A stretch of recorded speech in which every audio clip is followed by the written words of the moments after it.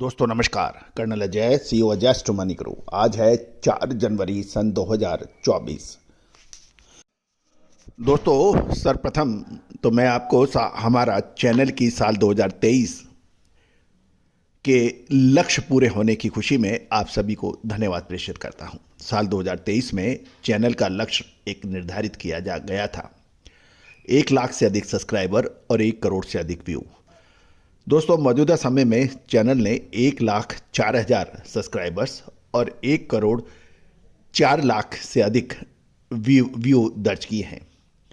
इस सफलता की खुशी में हमारे सब्सक्रिप्शन में 50% की छूट दी जा रही है। आप ये छूट जल्दी ही समाप्त होने वाली है। हमारी विशेष रिसर्च रिपोर्ट के लिए आप संपर्क कर सकते हैं, नंबर स्क्रीन पर दिया गया है। दोस्तों दालों में चाहे वो मूंग हो, उड़द हो, चना हो या फिर तुअर, इस पे हम लगातार अपडेट और विश्लेषण देते हैं जो कि सही साबित हुए हैं। दोस्तों याद कीजिए कि लगभग 4-4.5 महीने पहले चने पर जब 42 से 4400 रुपये के भाव चल रहे थे, हमने चने पर तेजी का आपको अग्रिम अनुमान दिया था और चने के भाव 6500 से ऊपर ट्रेड हुए और उसके बाद ऊपरी स्तर पर हमने आपको बिकवाली की सलाह दी थी। तुअर पर ऊपरी स्तर पर बिकवाली का बात कही थी।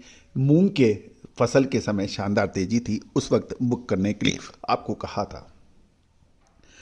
आप सभी ने इसका लाभ भी उठाया होगा। दोस्तों आने वाले समय में क्या संभावनाएं बनती हैं? देश की सभी हिस्सों से बिजाई के समाचार, सरकारी नीतियों की का अपडेट हम लगातार आपको देते हैं। दोस्तों विशेष रिसर्च हमेशा फायदेमंद अक्सर साबित होती देखी गई है। यदि समय पे आप मुनाफा वसूल कर लेते हैं, समय पे एंट्री कर लेते हैं, तो आपका व्यापार काफ़ी हद तक दिन दुगनी रात चौगनी गति से आगे बढ़ता है। विशेष रिसर्च रिपोर्ट के लिए संपर्क कर सकते हैं। दोस्तों खबर निकल के आ रही है कि किसानों को लाभकारी मूल्य मिले और एक बफर का निर्माण हो। सरकार द्वारा गुरुवार को गतिशील मूल्य फार्मूले के आधार पर तुअर और मसूर की दाल की खरीदारी शुरू होगी, जो वर्तमान में एमएसपी से ऊपर चल रही है। गौरतलब है कि राष्ट्रीय सहकारी उपभोक्ता महासंघ एनसीसीएफ और किसानों की सहकारी संस्था नेफेड ने जैसी संस्था एक सप्ताह की अवधि में प्रचलित मंडी कीमतों के आधार पर सीधे किसानों से या प्राथमिक कृषि ऋण समिति द्वारा दाल की इन किस्मों की खरीदारी कर सकती है। कृषि मंत्री अर्जुन मुंडा और सहकारी मंत्री श्री अमित शाह ने दालों के बफर स्टॉक को बढ़ावा देने के लिए और किसानों से सीधा माल बाजार मूल्य पर खरीदने की ये एक पहल की औपचारिकता शुरुआत होगी। गौरतलब है कि इस समय एमएसपी से ऊपर यानी मिनिमम समर्थन प्राइस से ऊपर दालों के भाव चल रहे हैं। महंगाई रोकने के लिए और किसानों को सीधा लाभ देने की सरकार की यह मंशा है। गौरतलब है कि उत्तर प्रदेश, कर्नाटक, महाराष्ट्र जैसे प्रमुख दाल उत्पादक राज्यों में तुअर की खरीद के लिए किसानों ने पंजीकरण शुरू कर दिया है।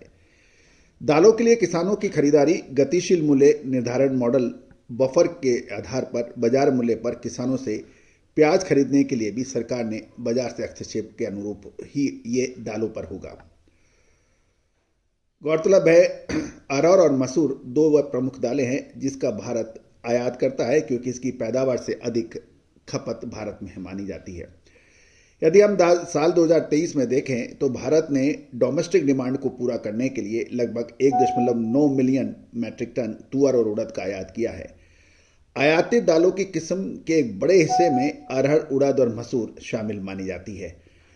भारतीय दालों का आयात Mozambique, Malvi, Tanzania, Myanmar, Canada और ऑस्ट्रेलिया से करता है।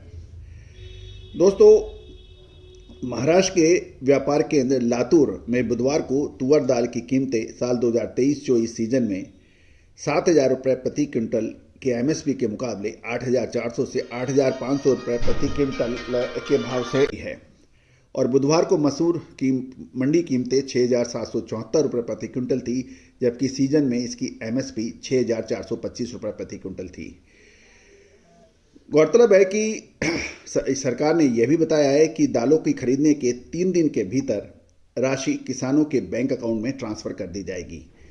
बाजार मूल्य पर विभिन्न प्रकार की दालों की खरीद की पहल को उपभोक्ता मामलों के विभाग द्वारा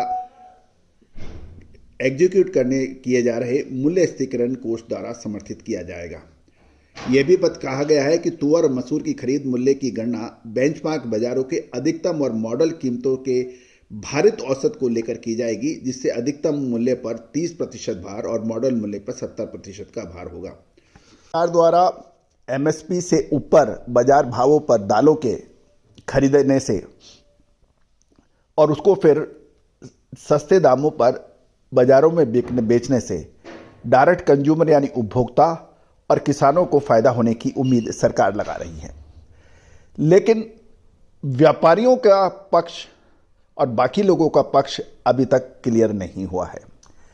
गौरतलब है, यदि हम तेलों में भी देखें, खाद्य तेलों में एक तरफ सोयाबीन के दाम गिरे हैं, आयाती तेल लगातार गिर रहा है, लेकिन उसके बावजूद कंज्यूमर को फायदा नहीं हुआ है, उपभोक्ताओं का फायदा नहीं हुआ है। दालों में अब देखना ये होगा कि उपभोक्ताओं को कितना फायदा होता है। लेकिन आप अपनी राय कमेंट बॉक्स में जरूर दीजिए। क्या इससे किसानों को फायदा होगा? क्या इससे व्यापारियों को फायदा होगा? क्या इससे उपभोक्ताओं को फायदा होगा? अपनी राय अब कमेंट बॉक्स में जरूर दीजिए। All the very best, good luck, happy trading.